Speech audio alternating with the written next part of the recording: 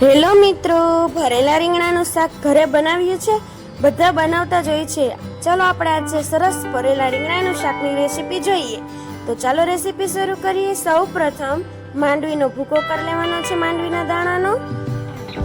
પછી તેમાં લસણવાળી ચટણી એડ કરવાની છે, કોથમીર એડ કરવાની છે. ત્યારબાદ બધા મસાલા ધાણા જીરું, ચટણી અને સ્વાદ પ્રમાણે મીઠું આ બધું એડ કરી અને ખાંડ એડ કરવાની છે. પછી રીંગણામાં આવી રીતે 4 ચેકા પાડી લેવાના છે, જેથી રીંગણું બગડેલું હોય તો આપણે ખબર પડી જાય. સરસ રીંગણા છે. હવે આપણે મસાલામાં મોણ નાખી અને બધા રીંગણા આવી રીતે ભરી લઈશું. સરસ કૂણા અને તાજા રીંગણા લેવાના છે અને મસાલો જે ચેકા પાડ્યા હતા તેમાં ભરી દેવાનો છે. આવી રીતે આખા રીંગણા ભરી લેવાના. બધા રીંગણા આવી રીતે ભરી અને તૈયાર કરી લેવાના. પછી એક કુકરમાં તેલ ગરમ મૂકીશું. તેલ ગરમ થઈ જાય પછી તેમાં જીરું એડ કરીશું,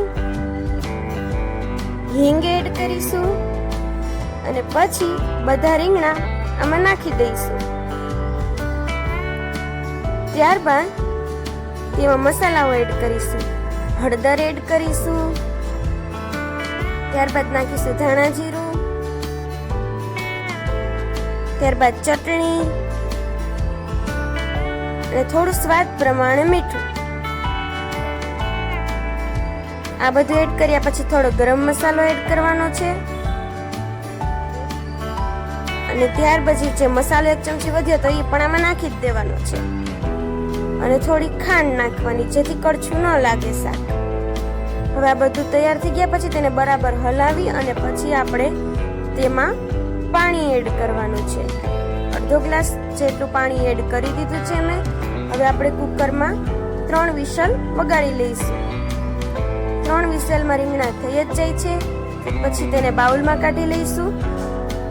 તો જુઓ, ભરેલા રીંગણાનું શાક કેટલી થોડી જ વારમાં તૈયાર થઈ જાય છે.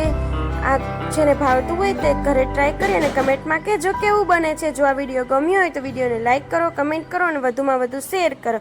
અને નવા વિડીયો જોવા માટે અમારી YouTube ચેનલને સબસ્ક્રાઈબ કરો. Thank you.